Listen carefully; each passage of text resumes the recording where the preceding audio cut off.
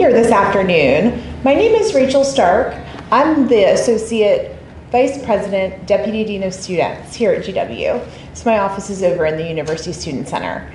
I'm excited to spend some time with you today here on our beautiful Verne campus and to hear this lovely scholarship from our fabulous panelists. So what I'd like to do is introduce these fantastic friends that we have up here and let you all know in the audience that while the presentations, welcome, do you want to just sign in on that sign-in sheet real quick? Thank you. While the presentations will be one after the other, there will be time for some questions at the conclusion of the presentations. So without further ado, I will introduce our lovely panelist.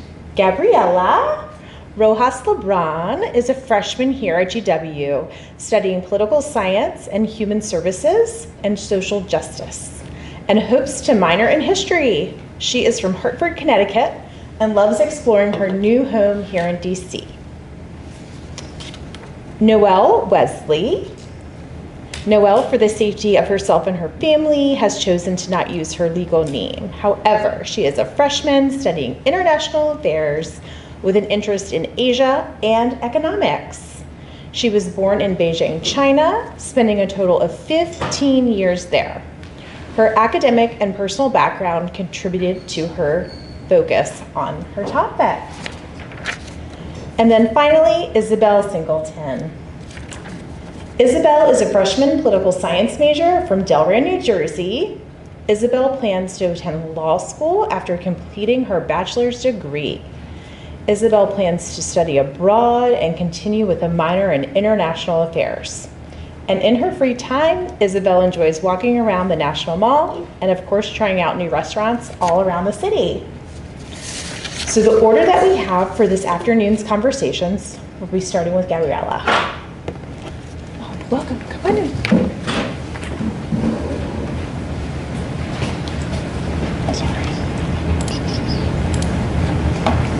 Okay, hi everyone. My name is Gabriela. I'm super excited to talk to you today about my topic, which is Puerto Rico after Hurricane Maria, specifically how colonial dynamics shaped recovery efforts, outward migration, and gentrification trends after the hurricane.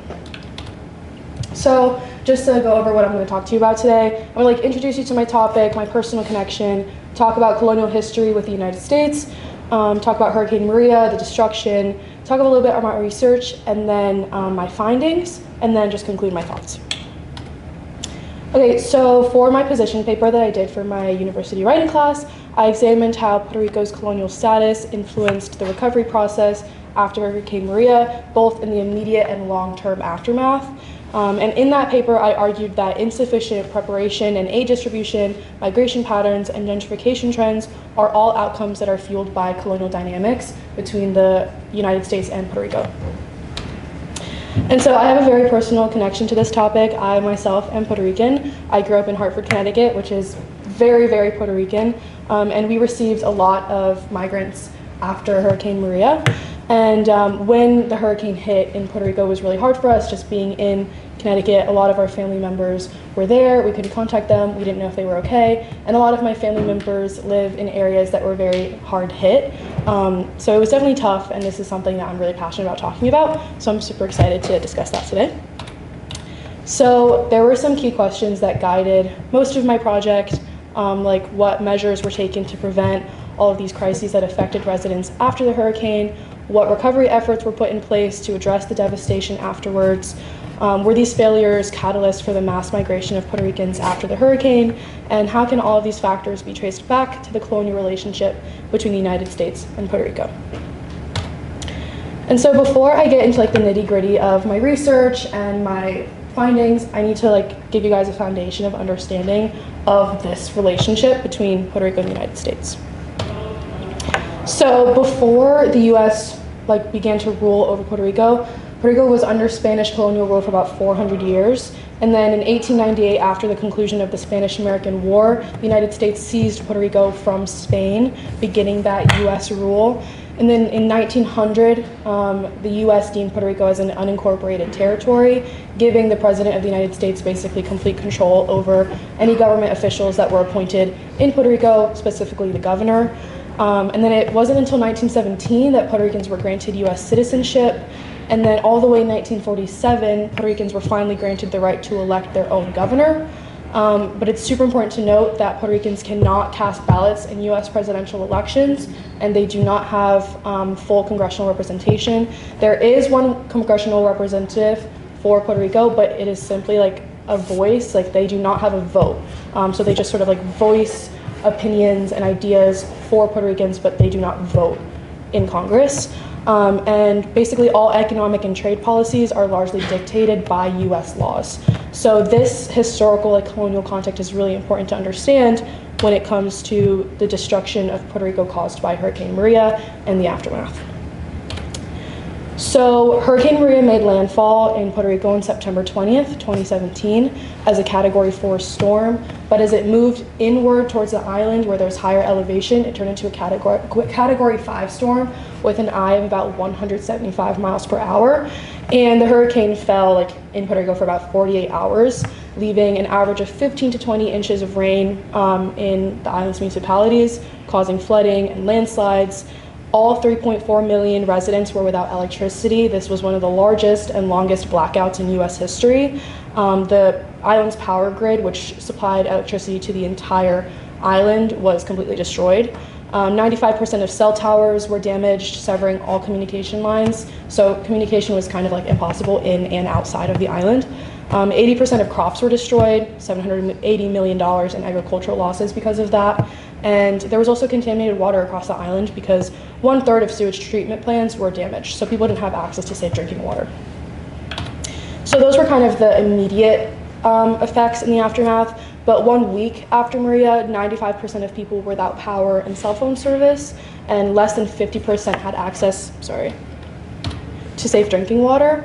And even 1 month after Hurricane Maria, when already $500 million in federal aid were given towards recovery efforts, still 88% of people were without electricity, 40% were without self-service, 29% were without safe drinking water, and hospitals were operating on generators. Only about 7.8 roads were open, 7.8% of roads, and rural areas were inaccessible, so these people weren't getting the help that they needed afterward. And even by January of 2018, still only 65% of the island was without electricity. So these are just some pictures of the aftermath. You can see the flooding, destruction of homes, destruction of roads caused by landslides and things like that. And so this is kind of what everywhere looked like afterward. And so now to talk a little bit about my research. I relied mostly on academic and popular sources, but mostly academic ones, lots of research studies and things like that. But I would say what was most helpful was my interview. We were supposed to conduct an interview for this project, and so I thought there was no better person to interview than my dad. He's a social worker, and after Hurricane Maria, he was involved in efforts to relocate people to Connecticut, give them food, shelter, things like that, job opportunities, and he also helped provide aid to Puerto Rico afterward. So I interviewed him and he gave me some great insight. And so these are my findings. So before Hurricane Maria, the island was experiencing a decade-long debt crisis and recession, largely caused by the withdrawal of a tax incentive that was put in place in the 1970s that allowed US-based corporations to avoid paying federal taxes in Puerto Rico, so pharmaceutical companies and things like that. And Congress eventually found that they avoided paying about $5 billion in federal taxes, so they withdrew that tax incentive. Therefore, those companies withdrew themselves from Puerto Rico, stopped investing, the island's economy went like this, and so then Puerto Rico's government began to borrow money from various hedge funds and financial institutions. And by 2017, the island was $123 billion in debt and declared bankruptcy literally months before Hurricane Maria. And so Congress enacted a financial oversight board that basically had all control over how Puerto Rico would pay off this debt and basically any finances from there on. So that sort of control of Puerto Rico's economics and finances severely impacted the way that they funded recovery afterward. It was largely federally based. The local governments didn't really have much say in what was funded and how things were operating. And there was also just a lack of preparedness on the hands of the federal government FEMA, about a year after the hurricane, came out and said that they had basically no supplies for people. They also weren't like out and distributing aid for until weeks after the hurricane, and food, clothing, water, and blue tarps that are used for roofing when like roofs are destroyed, all of that sort of ran out within a day. So they weren't prepared. And the people, like the organization called PREPA, who organizes or just is in control of the island's power grid, was not funding it, upkeeping it, and they also filed for bankruptcy in the year of the hurricane. So no one was really prepared, no one was funding anything, there was no control. The National Guard was also deployed to help people extremely late. So there were delays in federal aid distribution, no one was getting the help that they needed, and people weren't able to communicate. So these agencies that were in control of recovery couldn't communicate with one another because of communication issues with no electricity, no power, and because cellular lines were down. So that all kind of combined together for this like crisis of lack of help and just complete inaction. And so because of that and that instability, especially the lack of electricity, people began leaving, causing this sort of mass exodus of Puerto Ricans from Puerto Rico to the mainland United States. This impacted local economies, labor markets, social structures. And just to give you like an idea of what this means, about 160,000 people left Puerto Rico in the year after the hurricane, which equals about like a population decline of about 4%. In 2017 to 2018, and then between 220,000 and 255,000 people left in the 2 years after. And so from talking to my dad, like he was on the side of like dealing with this from like the social services, and so he was telling me that most people who left Puerto Rico went to places where they had family already living. And so most people went to Florida, the Northeast, a lot of people came to Connecticut. And so these households that are now having like family members coming in to live with them, they're experiencing overcrowding, financial pressure, they struggle to provide food, clothing, water, transportation, things like that for these family members who are now living with them after the hurricane. And some of these people lived with their family members in these places for about a year.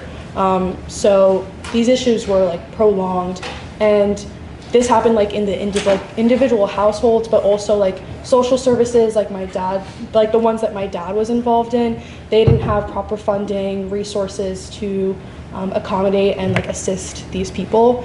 And then back in Puerto Rico, this population law sort of vacated properties, businesses, communities, schools. 256 schools closed, especially in rural areas. That equates to about 24% of the schools on the island. And so those are just some maps where you can see like where people went. Most people went to Florida, like I said, but a lot of people went up north. And so because all of these people leave just so many vacant properties, businesses, and communities, the Puerto Rican government sort of incentivized wealthy outsiders, investors, to invest in buying land and property and reselling it for much higher prices, which is essentially what gentrification is. There's also like a rise in short-term rentals like Airbnb, Vrbo. So these wealthy outsiders are either purchasing land and property for themselves to then live in, or reselling it on Vrbo or like as just rental properties. And this is happening kind of like everywhere. And so for context, 43% of residents in Puerto Rico live below the poverty line. And the median home price in San Juan, which is the capital, but also sort of the main tourist area, is about $905,000. But the average household income in Puerto Rico is about $38,000. So there's a huge divide there, and housing has become completely inaccessible since the hurricane because of investment-driven recovery that has been prioritized over like sort of recovery of locals and things like that. And so that's just a graph showing sort of like the active listings of short-term rentals, which is, like I said, sort of the most popular thing now. You can see that sort of right after the hurricane, there's a little bit of a dip, but it's only continued to rise since then. And so some of my concluding thoughts. So Hurricane Maria exposed and intensified long-standing colonial inequalities and dependence between the United States and in Puerto Rico. These had been going on for hundreds of years, but sort of exposed these inequalities. And recovery failures after Hurricane Maria, I believe, were structural and not accidental, and were linked to these inequalities and this dependency. And afterward, like migration and gentrification were interconnected consequences of this, but also instability after the hurricane. Like I said, lack of electricity, lack of aid, lack of help rebuilding homes, so people left. And after they left, those economic development policies prioritized investment over local stability and recovery. And I believe like true recovery requires like a transformation of those historical inequalities, and true recovery needs to restore agency to the Puerto Rican government to be able to like help. And I think like the legacies of colonial rule need to be challenged in order for true recovery to happen. That's all I have, so thank you so much. Okay, we're just gonna hop back here. Can everyone hear me? Okay, perfect. So, hi, my name is Isabel, and today I'm going to be talking with you about the Black influence on the DC statehood movement of the late 1900s. So, just an agenda of what we're going to be going over today. First, I'm going to be talking about my research questions and goal, background of my class, historical context, methods of research, my thesis, process, key findings, an interesting quote that I found through research, and importance of the piece in the modern day. So just a little background about my class. I took UW 1020 M76 from abolition to home rule. This class talks about social justice movements within DC and within the context of DC not having representation or having a say in really what goes on in their city, while also being a home of so many protests and so much legislation, so much that changes our world. And it's just a weird intersection between the both of those. Our class also confronted master narratives. Master narratives are the perspective of history that we oftentimes see, but sometimes that perspective eliminates others and focuses on one solely, and it's important to recognize that master narrative and illuminate the other perspective or the other idea that's oftentimes getting lost within that. And then also, we also took so many field trips around DC, which was very meaningful and helped get a full sense of the city as a whole. And we also went to the archives. We went to the Martin Luther King Jr. Archive right by Metro Center and the GW Archive right in Gelman. And this just helped us create a multi-layered and multifaceted view of DC, the city that we now call home. So for research questions, I got a lot of my research questions through the archives and through working very closely with them and seeing what I thought was going to be very helpful for me to research. So through that, I got who helped lead the statehood movement, how does the movement affect the modern day, what were the goals of the movement, and were there any lesser goals or any goals besides statehood? And then what methods were used? Did they protest? Did they write? Did they do legislation? What was the way they went about trying to obtain statehood? And then overall, all of those questions just led to my goal, which was to understand who helped to develop the statehood movement and see the effects of their work in the modern day and today. Perfect. So just a little bit of historical context about DC. Washington, D.C., since its creation, has never been fully represented. They do have a member who is a non-voting member. They just have a voice in the House of Representatives, that being Eleanor Holmes Norton. She's actually only the second House of Representatives member for DC, the first being Walter Fauntroy, and they have absolutely no representation in the Senate because they're not a state. And the late 1900s were a time of immense social change and a shift towards progressive ideals. One of those movements was the Civil Rights Movement, which many of the leaders of statehood were connected to vastly. Like I just said, Eleanor Holmes Norton, she actually got her start with SNCC, which is the Student Nonviolent Coordinating Committee. So methods of research. The first for me that was super important was the MLK archives. Through there, I learned about the Statehood Party. The Statehood Party was created by Julius Hobson, who is a huge member of DC history, and not only just statehood, but he created this party to help rally and help try and get statehood for all of the constituents of DC. And through that, they have so many oral histories there, where it's just diving into what the Statehood Party was about and their methods of research. Then for GW Archives, they have the Fauntroy Papers, who I just mentioned. Walter Fauntroy was the House Representative for DC, the first one ever. And through that, I could find his legislation, his speeches, and stuff that he was passionate about and interested in around statehood. I also used secondary sources. This just helped me understand the context of the movement and just created a foundation for understanding. One of the books I used all the time was Chocolate City, which was super helpful for me and just helped understand the Black perspective of DC and of DC history. And then newspapers were obviously super important as well. Honestly, I used a lot of them for today. As we all know, the National Guard is in the city, and that was another point of research. And the Free DC movement, which we see today, has roots in another Free DC movement of the late 1900s with Marion Barry. So a lot of those, it just gives context and modern context to the work that was done in the past, to the work that's being done today. Okay, and all of this research and all this everything helped me gain a thesis, which was Black voices and leaders were the backbone of the DC statehood movement and influenced one another towards the goal of obtaining self-government to today. Yeah. And then my process for research and writing was, obviously, I just said I began with researching. I went into the archives and just had an understanding of what I wanted to study. So many of the pieces that I was looking at helped spark new questions and helped spark new interests for me. And it just that really helped me. So I oftentimes was going back when I found myself stuck when I was writing. I was like, I just have to get more evidence. So I just would go back to the archives and go back and get more evidence for myself. And then writing, I pretty much wrote the whole piece over the course of a week. And then after several rounds of editing, like I just had new evidence, just to help me add more paragraphs, more information, and just create a fuller picture of the DC statehood movement in a writing format. And then for revision, in my UW class, it was super important. Revising was a huge part of it. So we all read each other's essays. I read a lot of my essay. My professor read my essay multiple times. And then my mother, who's a college professor, also read my essay. So I think getting multiple eyes on it allowed me to see perspectives that I wouldn't have seen before and allowed me to greater understand what I was writing about. So that really helped me. And oftentimes, research, writing, and revision all were colluding together, and it was able to just work as one long processes. And I was able to research while I was writing, and writing while I was revising, and revising while I was researching. So it was a huge help for me. So just a few findings after my research.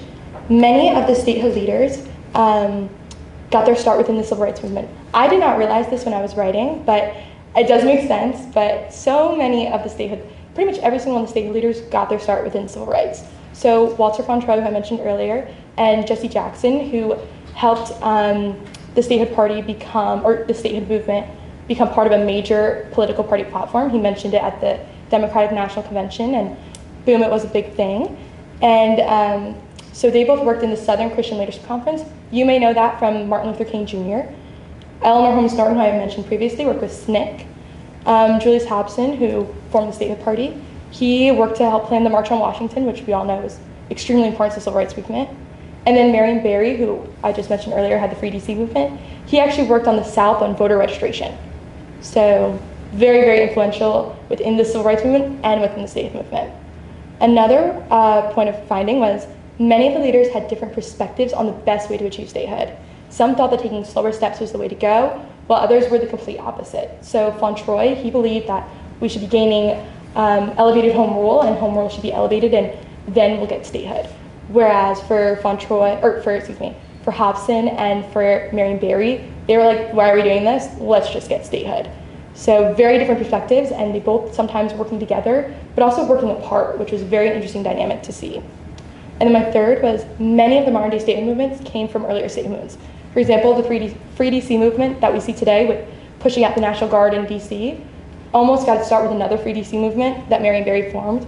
Though that movement was very different, it was more of a Black-centered DC statehood movement, whereas the one today is definitely more focused on getting out the National Guard.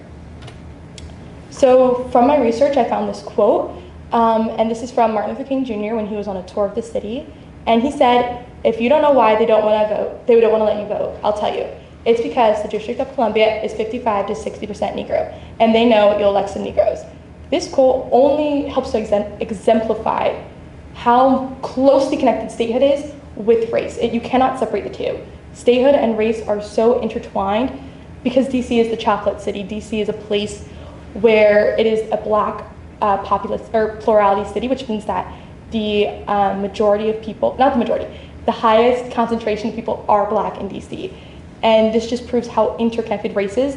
A lot of the appeals for anti-statehood were had racist undertones. There was a speech made by Citizens United, and under that they had so many racial undertones, so it just proves how interconnected the two are together. And then just for importance of the research, I think DC, having the National Guard stationed is obviously, everyone knows this, everyone's a huge part about just living in DC, and this is after President Trump declared the city to be a crime emergency, and the city obviously has an extremely hard time fighting back because, again, they have very limited representation in Congress. Their city council that's pretty much it, and they have the mayor. But none of that can go against the federal government. So it is just extremely important to recognize that and just recognize how little they can fight back while the city is in such a turbulent time right now. And then also, I think it is increasingly important to recognize Black history and the effects of that history on the modern day and the sacrifices that were made by Black people of the past on the present and on what we've learned today. And a lot of the sacrifices that were made are the foundation of the state movements we see today, are the foundation of so many DC movements, and not even only DC, just also so many movements that we see in the world today. So with that, I'll just leave you. I hope you learned a little bit more about DC statehood and the Black roots that are within DC statehood and how many leaders pushed for statehood and pushed each other to obtain self-governance. So thank you so much for listening to me today.